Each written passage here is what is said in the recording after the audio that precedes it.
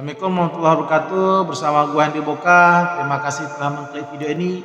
Kali ini gue akan bercerita mengenai seorang hakim pengadilan negeri Medan yang dibunuh oleh istri dan selingkuhannya. Berikut kisah selengkapnya.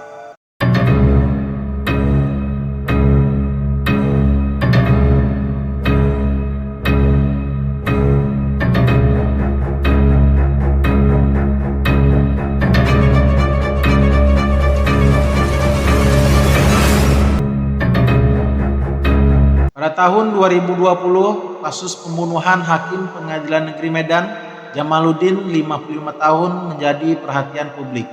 Otak pembunuhan Jamaluddin adalah ZH, 41 tahun, yang tak lain adalah istri Jamaluddin.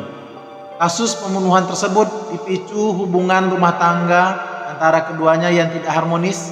Jamaluddin ditemukan tewas pada hari Jumat tanggal 29 November tahun 2020 di Dusun Dua Bintang, Desa Sukadame, Kecamatan Kutalim Baru, Deli Serdang, Sumatera Utara, sekitar pukul 1 siang. Saat ditemukan di dalam mobil Toyota Land Cruiser Prado warna hitam miliknya, Jamaluddin yang menggunakan baju olahraga tengah tewas dengan badan telentang di bangku nomor 2, tepat di belakang kursi supir. Pada malam yang sama, ZH datang ke rumah sakit untuk melihat kondisi jenazah suaminya. Ia terekam kamera menggunakan kerudung warna putih dan tangisannya pecah dari dalam mobil setelah tahu suaminya menjadi korban pembunuhan. Jamaluddin dan ZH istrinya telah menikah pada tahun 2011 dan memiliki satu orang anak perempuan yang berumur 7 tahun. Seiring berjalannya waktu, ZH merasa cemburu karena merasa suaminya selingkuh dengan perempuan lain. Karena merasa sakit hati diselingkuhi oleh suaminya, ZH pun menjalin hubungan asmara dengan Jeffrey Pratama, 42 tahun, pada tahun 2018.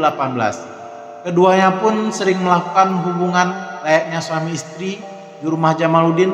Bahkan Jeffrey mengakui pernah berhubungan intim dengan ZH di dalam mobil di kawasan Medan Johor. Jeffrey sendiri adalah supir lepas yang sering digunakan Jamaluddin. Kepada Jeffrey, ZH kerap menceritakan masalah rumah tangganya. ZH juga berniat membunuh suaminya sendiri saat ia bertemu dengan Jeffrey di Coffee Town Ring Road Medan pada tanggal 25 November tahun 2019.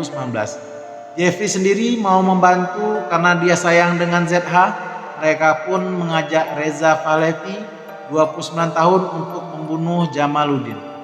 ZH kemudian memberikan uang sebesar 2 juta rupiah kepada Reza untuk membeli ponsel, 2 pasang sepatu, 2 potong kaos, dan 1 sarung tangan. Pada tanggal 28 November tahun 2019, sekitar pukul 7 malam, ZH menjemput Jeffrey dan Reza di Pasar Johor di Jalan Karya Wisata. Malam itu pun mereka langsung menuju ke rumah ZH dan Jamaluddin. Sesampainya di rumah, ZH langsung menutup pintu pagar garasi mobil. Pelaku bersembunyi di lantai 3. Sekitar pukul 1 dini hari, ZH menuntun pelaku ke kamar Jamaluddin. Saat tiba di kamar, Jeffrey dan Reza melihat Jamaluddin tidur di kamar menggunakan sarung dan tidak memakai baju. Hakim Pengadilan Negeri Medan tersebut tak seorang diri. Anak juga tidur di kasur yang sama. Sementara posisi ZH berada di tengah kasur di antara anak dan suaminya. Reza yang masuk ke dalam kamar langsung mengambil spray dari pinggir kasur lalu membekap mulut dan hidung Jamaluddin. Sementara Jeffrey naik ke atas kasur, berdiri di atas Jamaluddin dan memegang kedua tangan korban di samping kanan dan kiri agar tidak berontak. ZH yang berbaring di samping kiri suaminya menindih kaki korban dengan kakinya. Hal ini terbukti dengan hasil forensik. Korban diduga meninggal karena lemas, sementara ZH juga sempat menenangkan sang anak yang sempat terbangun pada saat eksekusi tersebut sedang berlangsung.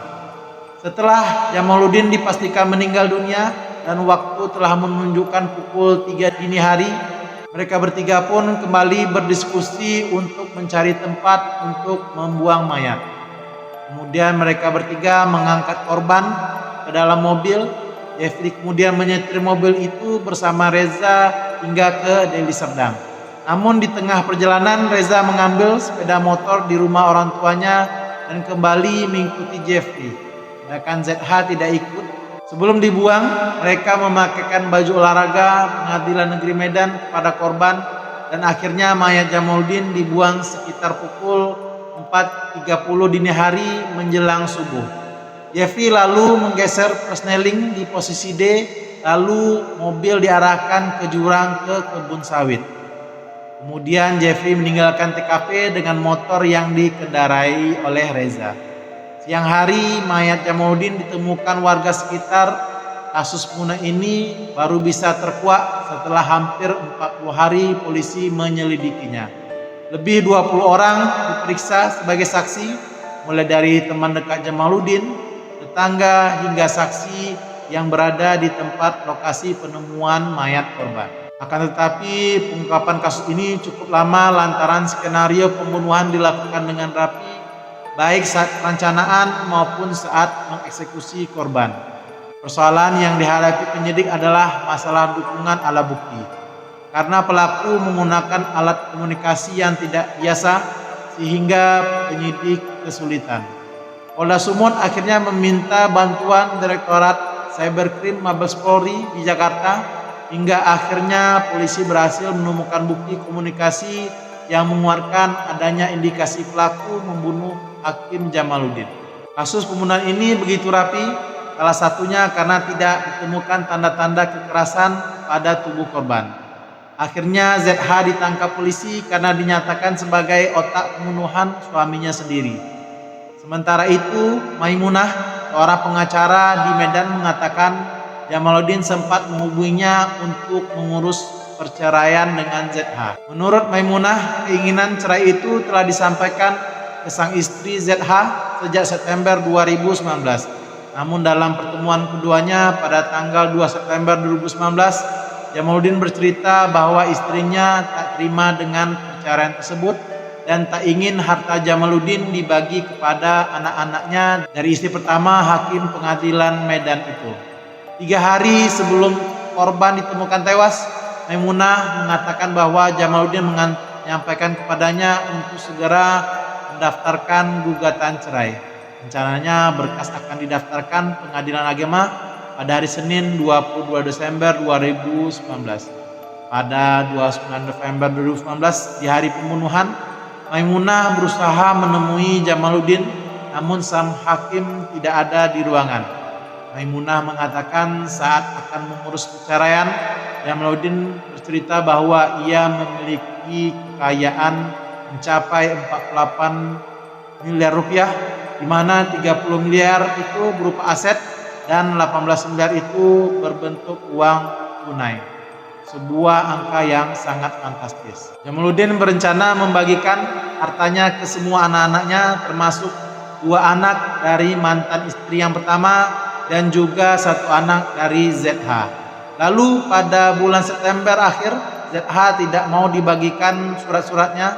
Sementara itu Kenny Akbari Jamal, anak Jamaluddin dari istri yang pertama, mengaku tak menyangka bahwa ibu tirinya menjadi otak pembunuhan sang ayah. Kenny mengaku sempat menanyakan alasan membunuh Jamaluddin. Menurut Kenny, ZH melakukan hal itu karena dirinya khilaf dan gelap mata. Menurut Kenny, saat di rumah ia tidak pernah melihat ayah dan ibu tirinya bertengkar hebat. Ia juga merasa bingung karena secara finansial sang ibu tiri tercukupi. Dalam persidangan terungkap bahwa tak hanya mengiming-imingi uang 100 juta rupiah dan umroh, ZH secara pribadi sempat menjanjikan akan memberikan Jeffrey rumah di kawasan Citra Wisata Medan, mobil Pajero, dan dibuatkan kantor advokat jika pembunuhan ini berhasil. Sangat aneh, hadiah membunuh adalah umroh. Setelah menjalani sidang di tahun 2020, ZH, istri dari Jamaluddin, divonis hukuman mati pada tanggal 1 Juli tahun 2020 karena secara sah dan meyakinkan menjadi otak pembunuhan suaminya. Terima kasih telah menonton video ini. Jangan lupa untuk menonton video lainnya. Salam.